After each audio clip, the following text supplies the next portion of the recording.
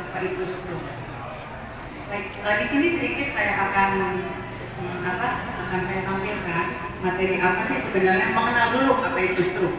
Tentunya Bapak dan Ibu sudah tahu ya apa itu stroke.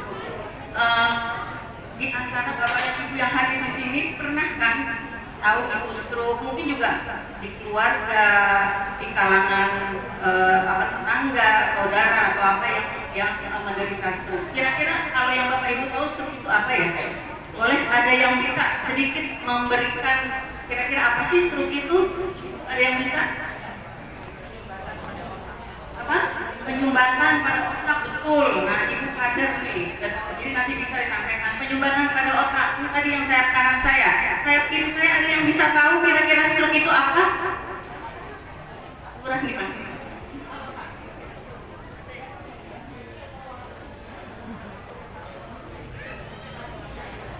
Boleh ya, kalau mau berikan pendapat boleh, nggak bisa bergerak sama sekali, betul itu, karena seringkali kita melihat pasien stroke, oh dia nggak bisa bergerak. Apalagi satu lagi, ini Pak Saiful ya, yang ada di sini. Apa Pak? Tangan Ustaz Anak? Berhenti. Berhenti. Apanya yang berhenti Pak? Mulai darah-darahnya. Betul. Ya, jadi yang tadi Ibu sampaikan dari saya sini, Ibu kader bilang penyumbatan pembuluh darah. Tadi Bapak apa? Tidak bisa bergerak. Nah, ini berhenti pembuluh darah. Baik, sekarang kita lihat apa sih sebenarnya stroke itu. Boleh Pak? Nah, kalau ini disebabkan ada tadi yang sudah disebutkan oleh tadi siapa yang mewakili bahwa stroke itu adalah kira-kira seperti ini ya. Ada penyebabnya tetap masih penyebab pertama ya. Kemudian urutan pertama jantung dan seterusnya.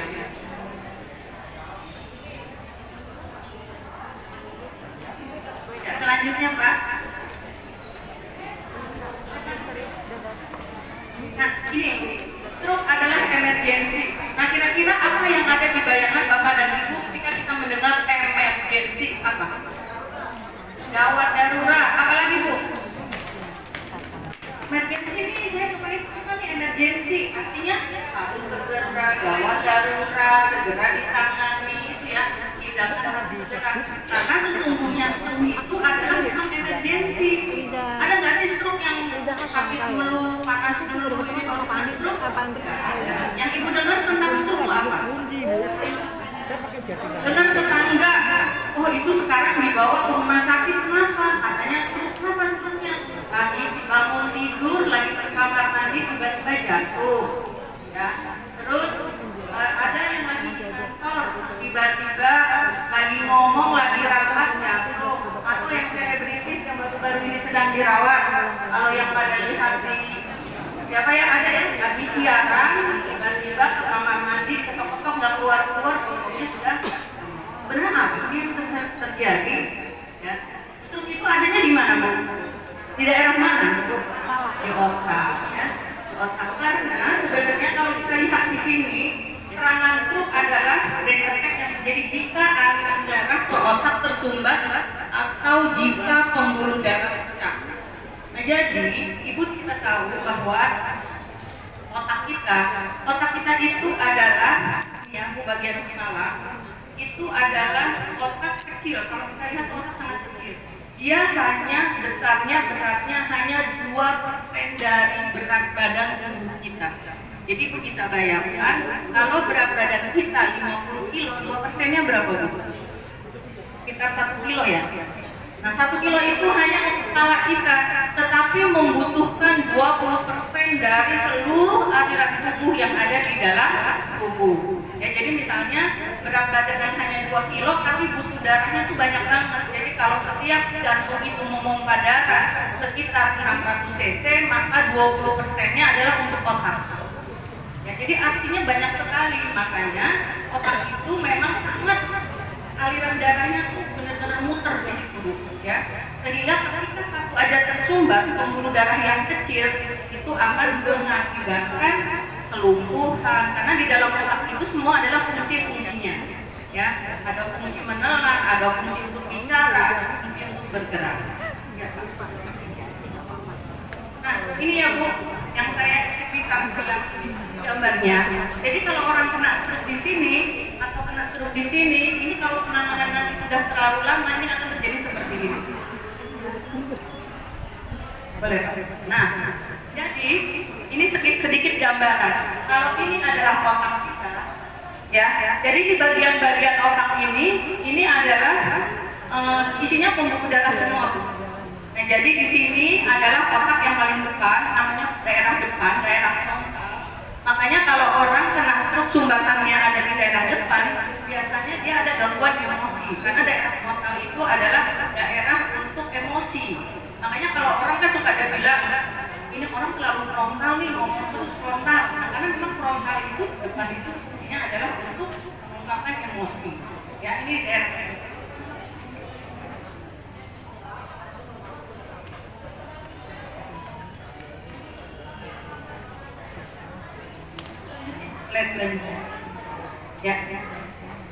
Jadi kenapa Bu? Sedikit gambarnya di sini. Nah, kalau misalnya orang kena stroke tiba-tiba ada sumbatan di daerah sini, ini kan mati nih jaringannya. Nah, sebenarnya kenapa harus segera dibawa ke rumah sakit? Kita mengharapkan daerah yang sekelilingnya ini adalah yang harus dihidupkan. Namanya adalah daerah sumra. Nah, itu punya golden period, punya masa keemasan harus ditangani. Berapa waktunya? 3 jam. Ya, jadi kalau misalnya sekarang ini kita memang sudah banyak layanan-layanan rumah sakit yang memang bisa ditangani dengan cepat ya. Misalnya RSUD kecamatan itu termasuk sekarang udah tadinya kan puskesmas ya, sudah bisa jadi RSUD. Nah, segera dibawa ke sana karena yang akan kita tangani adalah daerah yang tadi yang masih pingsan-pingsan. Jadi kalau yang udah mati aja ya, yang pingsan-pingsan itulah yang harus kita selamatkan. Makanya harus segera dibawa ke rumah sakit. Ya Pak, berikutnya. Nah ini ya, akibat stroke benar nggak Bu? Ada keterbatasan. Orang kena stroke biasanya apa aja Bu yang Ibu tahu? Lumpuh. Keterbatasan bergerak, lumpuh, sebelah sisi, apa lagi Bu? Bicaranya. Terus? Ya, di sini bisa. Terus ada nggak yang suka nggak bisa makan? Iya. Ya, makan ya. Jadi akibat stroke banyak banget Bu. Banyak banget ya. Ada yang pertama nggak bisa banyak velo, gangguan sisi tubuh sebelah kiri dan sebelah kanan, tidak bisa bicara, nggak bisa makan, kemudian gangguan mobilitas ya seperti itu. Yang akibatnya adalah membuat setelah dia sembuh akan pola hidup sehari-harinya akan berubah, betul nggak Bu? Ketika dia seorang pejabat kena stroke, setelah dia sembuh, apakah dia bisa menjaga sebagai jabatan itu? Biasanya nanti kalau di institusi pemerintah dia akan melakukan yang disebut dengan di majelis kesehatan diuji lagi apakah layak nggak sih pegang jabatan ini? Karena mungkin di dalam mengingat dia lambat ya. Kemudian juga mungkin ibu-ibu suka tanya juga, kok dia stroke-nya begini cukup bisa sembuh, kalau dia enggak. Nah itu harus kita lihat seberapa besar kerusakan di dalam tubuhnya itu. Jadi bisa aja bapak yang ini dengan bapak yang ini walaupun sumbatan kok dia bisa sembuhnya ini enggak. Nah, karena letaknya di mana dulu? Karena kita tahu otak itu yang tadi gambarannya ya ada macam-macam, ada otak belakang, ada otak tengah, ada di tengah-tengah otak, ada di depan. Kalau sifatnya hanya di depan benar. Ya, tapi kalau dia di dalam bahkan susah, kemudian juga impaknya namanya sumbatan itu sebutnya impak ya. Kalau di sumbatan itu gede, nah itu biasanya agak ya, jadi beda. Nah ini adalah salah satu penyebabnya trombus aterosklerotik. Jadi kalau ini adalah pembuluh darah, kira-kira ini ada pembuluh darah. Nah kita di usia-usia 40 ke atas itu 45, makanya prosedur itu disebut penyakit degeneratif. Artinya akibat usia kita yang sudah menua. Ya artinya bayangin kita sudah usia 50 tahun darah kita digunakan. Jadi ada yang takut pembuluh darahnya, ya takut pembuluh darah, mungkin juga di otaknya ada Bu. Jadi kalau nanti usia udah 70, ketika di CT scan atau di MRI ada namanya atrofi. Jadi perut memang benar ada, karena nanti akan kelihatan. Makanya ada penyakit namanya pikun, Alzheimer, gitu ya. Kemudian ini, jadi memang nanti kelihatan gangguannya itu nggak ada gambaran. Nah jadi kalau sumbatan itu dua, sumbatan atau yang pecah. Nah biasanya yang sumbatan ini kalau ibu dengar misalnya pasiennya lagi itu yang tadi saya bilang ya, bangun tidur ketika dari kamar mandi jatuh atau dari tadi biasanya sumbatan seperti ini. Kenapa Bu? Kira-kira kok orang habis bangun tidur malah kena stroke? Kira-kira ada yang punya gambaran nggak? Kalau orang lagi kerja keras tahu dia pecah kalau darah.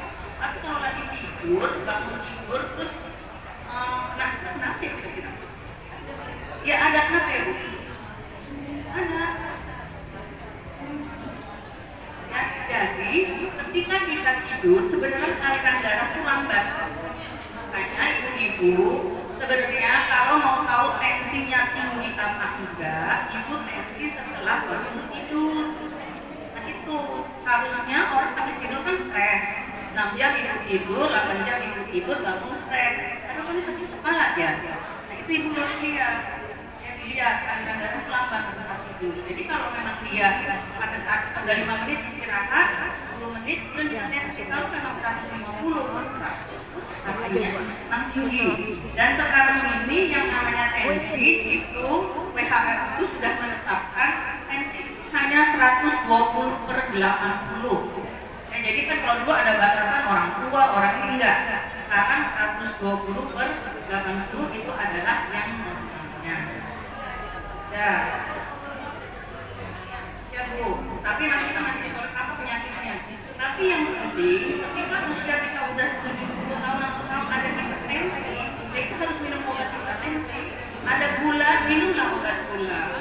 Jadi semua itu harus diiringi dengan obat-obatan. Jadi karena saya tensinya udah bagus kok, udah 180, tapi selama ini mungkin minum obat darah tinggi, minum paracetamol, minum amlodipin, apalagi obat-obatnya. Ya banyak, ada blood pressure, ya, ada tensi, macam-macam, apokril, banyak ada obatnya. Nah tapi ternyata saya 120/80 dengan kadesatan 8 mili, artinya memang ibu terkontrol darah tingginya. Jadi bukan berarti udah sembuh, jadi enggak ya seperti itu. Ini adalah lanjutannya Pak. Nah ini ya Bu, jadi kalau stroke itu memang sumbatan dan perdarahan itu kira-kira tipisnya begini, lebih banyak lebih banyak sumbatan daripada perdarahannya. Ini tadi ya seperti ini kira-kira. Jadi di dalam pembuluh darah, di dalam otak itu memang isinya pembuluh darah semua ya Bu. Nah ini adalah kalau orang kena stroke pasti suruh CT scan ya. Nah jadi memang untuk penapisannya memang harus CT scan ya, untuk menentukan apakah dia jenis perdarahan atau jenis sumbatan. Makanya harus ada CT scan, itu adalah apa sebutnya yang utama, yang pemeriksaan utama ya. Jadi biar tata laksananya itu nggak salah, jadi jangan sampai nanti sebenarnya dia perdarahan atau sumbatan ya. Ini sama. Nah ini ya Bu, ini kira-kira seperti ini. Ini kalau ibaratnya ini pembuluh darah kita, makanya disebut dengan arteriosklerotik. Itu kira-kira kayak gini nih Bu. Jadi harusnya nih kita waktu lahir masih begini pembuluh darahnya, masih 100%. Ketika kita mulai dewasa, remaja, mulai makan makanan yang tidak terkontrol, makanan yang memang nggak sehat, akhirnya mulai seperti ini. Nah di usia ini akhirnya seperti ini, bayangin Bu, ini jalannya darah yang harusnya selancar ini, tiba-tiba cuma sekecil ini. Sehingga menjadi aliran yang lambat. Nah nanti biasanya ini akan pecah. Ini akan pecah, dia ikut aliran darah. Nah pada saat ketemu pembuluh darah yang kecil dia akan menumpuk. Biasanya jalannya kayak gitu. Ya. Cukup dipahami ya, kira-kira seperti itu ya. Jadi nanti ibu boleh sampaikan di kader kalau misalnya nanti di PKK ada acara PKK juga bahwa kira-kira seperti itu jalannya. Ya. Jadi ibu bayangkan ibarat solokan juga untuk seluruh badan kita. Solokan waktu ketika baru kan lancar ya, tapi pas sudah lama ada orang buang sampah sembarangan, buang apa sembarangan, lama-lama ada plasnya tuh nempel, sehingga kan alirannya sempit. Jadi ketika ada aliran apa namanya hujan deras apa banjir. Ya. Nah ini adalah faktor risiko dari stroke. Jadi faktor risiko dari stroke itu ada yang tidak diubah, ada yang bisa diubah. Yang tidak bisa diubah adalah ya karena faktor usia, kalau dulu disekatakan ada faktor jenis kelamin, karena memang kebetulan saya di ini itu sampai dengan dari tahun 94 sampai tahun 2013 itu memang kalau saya bikin dia bikin diagramnya itu memang rata-rata yang usia perempuan laki-laki lebih banyak. Ada perempuan, tetapi ketika kita sudah menopause itu kan nggak punya lagi hormon estrogen bu, kesempatannya sama ya. Jadi kita ketika masih dilindungi oleh hormon estrogen, makanya jangan jantung ya di usia sebelum menopause. Tapi ketika ini harusnya tuh kesempatannya tuh sama untuk menjadi ya.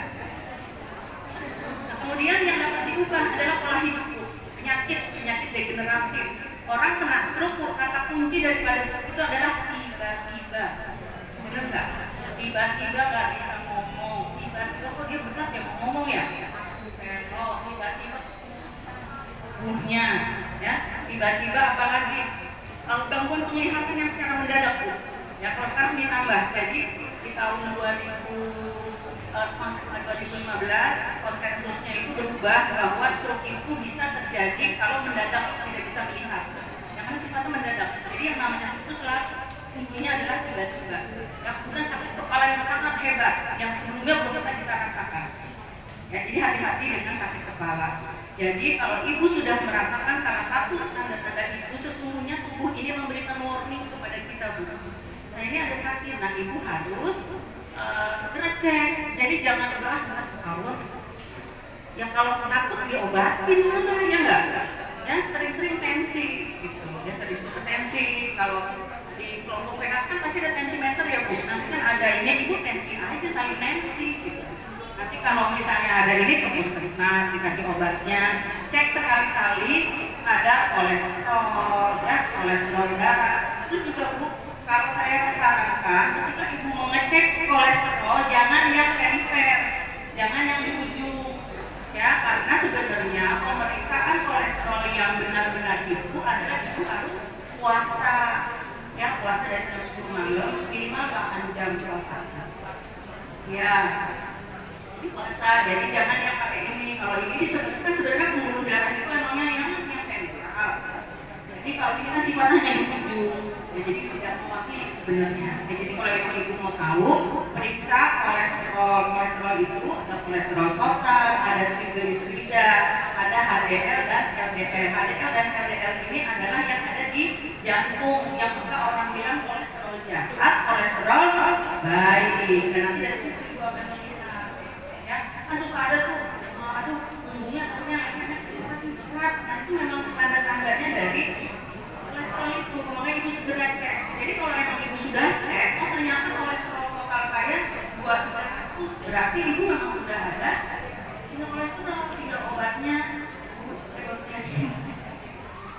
Jadi obatnya itu tinggal ke puskesmas, ibu dapat atorvastatin, misalnya kan bisa ya, kalau di puskesmas dapatnya apa tuh?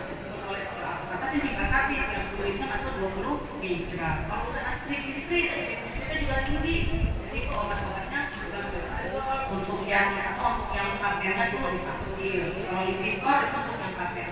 Ya, jadi itu seperti itu. Kemudian juga cek gula darah puasa dan waktu.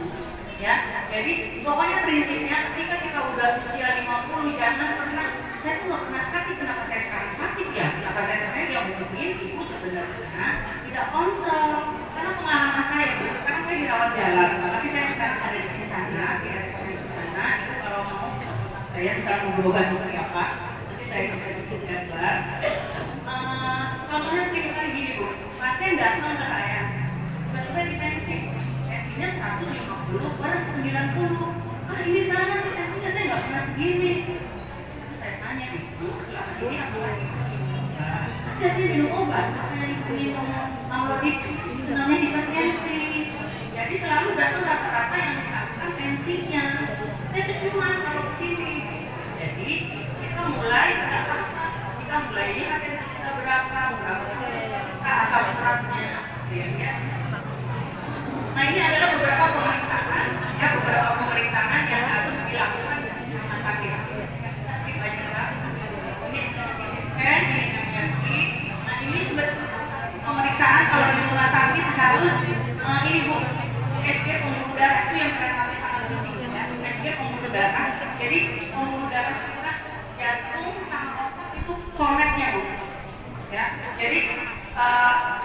infaknya sumbatan ginjal itu sama sumbatan itu waktunya hampir sama, Bu, samaan cara kerjanya. Jadi makanya dia tepat banget karena jantung kita ini ada pembuluh yang sangat besar, sorban yang paling besar, dia akan mengalirkan darah ke otak. Makanya di sini diperlukan USG pembuluh darah di leher sini, Bu. Leher sini, nanti mau lihat gimana alirannya nih. Di leher sini alirannya gimana sampai ke otak ini. Nanti dilihat. Jadi di sini ada istilahnya penyempitan pembuluh darah dari pusat jantungnya. Biasanya ketika dia kena stroke itu akan lambat. Kalau ada stenosis ya, kalau pembuluh darahnya itu sendiri dia menyempit. Nah itu biasanya agak sulit lama sembuhnya dan perlu effort yang tinggi, perlu kerja yang tinggi dari keluarga. Kemudian juga jantung, makanya yang tadi saya bilang jantung sama otak adalah temenan soulmate-nya. Jadi ketika orang kena stroke biasanya ya takutnya gimana, ada masalah apa enggak, gitu ya, irama jantungnya gimana, teratur atau enggak. Nah ini adalah pemeriksaan yang lebih advance, yang lebih bagus lagi, namanya PET. Jadi orangnya harus puasa, jadi melihat lagi di sini kasus-kasus dari jantung. Saya itu pemeriksaannya. Ini biasanya pada di rumah sakit ketika pasien itu mau pulang, biasanya kita akan dimimpikan keluarga. Pengalaman saya, ketika pasien-pasien itu mau pulang, pada saat dokter itu bilang setelah di dokter meriksa ya, Bu, kayaknya boleh pulang ya pasiennya. Rata-rata keluarga itu nggak siap. Nih, dia susah pulangnya, Bu. Ya saya siapin dulu nih. Ternyata bapaknya atau ibunya yang mau pulang itu setelah makan, pasang selang untuk buang air kecilnya, bingung. Aduh, kalau di rumah gimana nih, saya nyiapinnya gimana? Gak bisa, terus gimana mereka kasih makannya? Nah, biasanya kita melakukan namanya verifikasi dulu. Memiliki siapa dalam keluarga itu yang menjadi apa namanya pengambil keputusan. Kan dalam keluarga selalu ada ya yang dikuatin. Itu nanti kakak saya itu atau tanya anaknya yang paling tua atau tanya anaknya yang paling kecil, karena yang di rumah. Nah, biasanya kita melakukan family meeting. Nah, di dalam family meeting itu barulah kita sampaikan apa-apa yang ingin disiapkan. Nah, ini ya.